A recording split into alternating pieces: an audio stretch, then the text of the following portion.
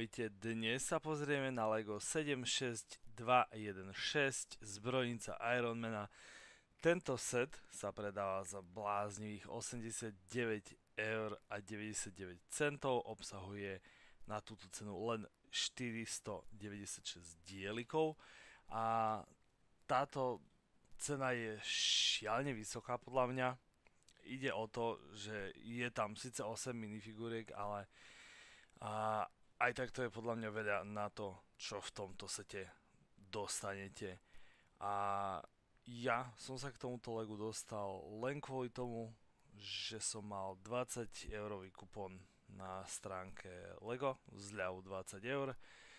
A takisto bol set v zľave 30%, čiže 60 eur minus 20-30 eur a okolo 30-40 € som za to dal. Aj to už mi prišlo veľa. Súčasťou setu je kopu maličkých stavieb z dielne Ironmana.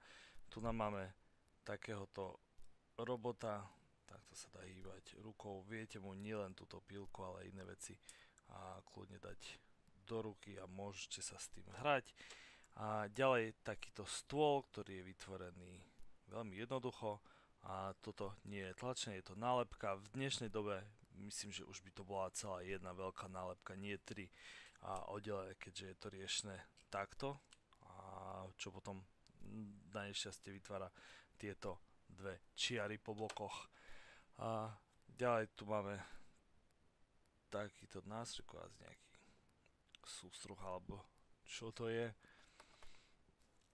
Skrinku s náradím, lampa a toto je ešte celkom rozkošné. Mohol som to nechať vlastne na tom.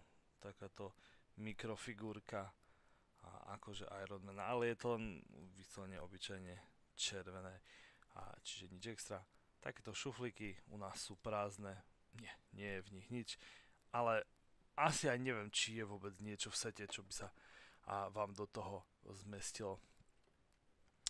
Takéto auto a mne sa zdalo, že to malo vyzerať ako nejaké Audi, ak si dobre pamätám, ale nepodobá sa to vôbec a je to, myslím, že úplne zbytočné minuté dieliky pre túto stavbu.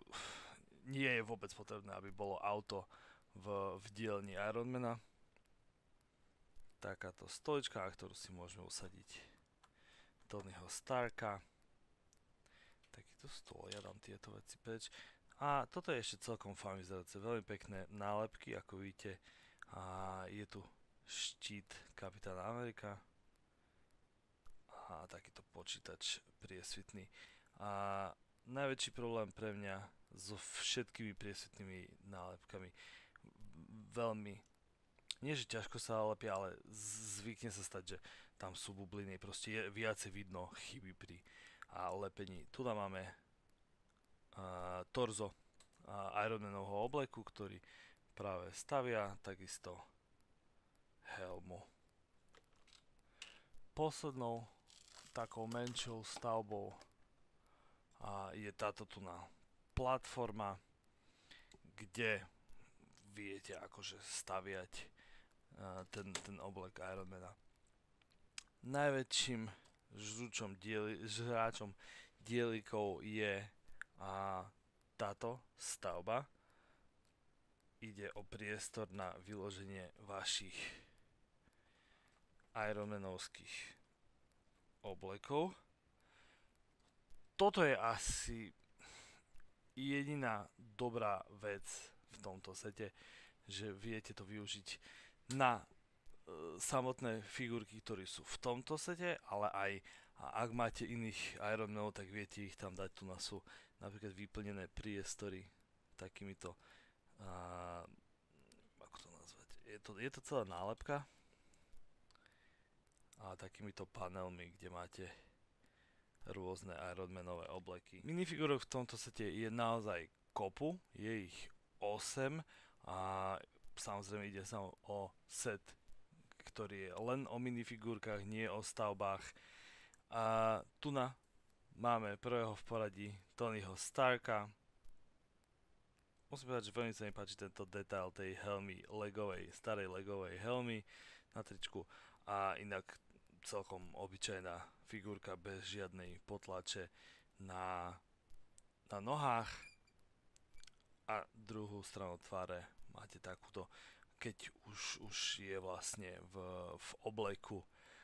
A toto je jediná hlava Tonyho Starka, čiže tu potrebujete potom meniť, keď ju dávate do rôznych oblekov. Figurka Nicka Furyho vyzerá veľmi dobre, páči sa mi toto logo Shieldu. Zozadu nemáme podľa tvare, samozrejme nemá žiadne vlasy, čo by to zakrylo, ale má tu túto čiarku, čo je super. Nemuseli vôbec tam dať pokračovanie tej pásky na oko, ale teším sa, že sa rozhodli to tak využiť. Vyzerá to trošku lepšie. Škoda, že ešte netlačia na tieto boky hlav. Bolo by to oveľa, oveľa lepšie. Pepper Potts je v takomto obleku. Znovu žiadna potlač na nohách, ale tvár má potlačenú z oboch strán, tak aspoň niečo. Tak a prechádzame konečne na tie lepšie minifigurky v tomto sete. A toto je War Machine. A potlač tvár má len z jednej strany. Potlač hrude nôh vyzerá fantasticky. Tu má takýto kanón, postavený len zo pár dielikov.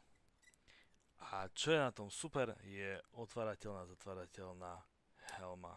Čiže viete ju zavrieť a vyzerá naozaj fantasticky. Jedným z troch Ironmanových oblekov je Mark III. Ten vyzerá takto. Potlač je celkom pekná.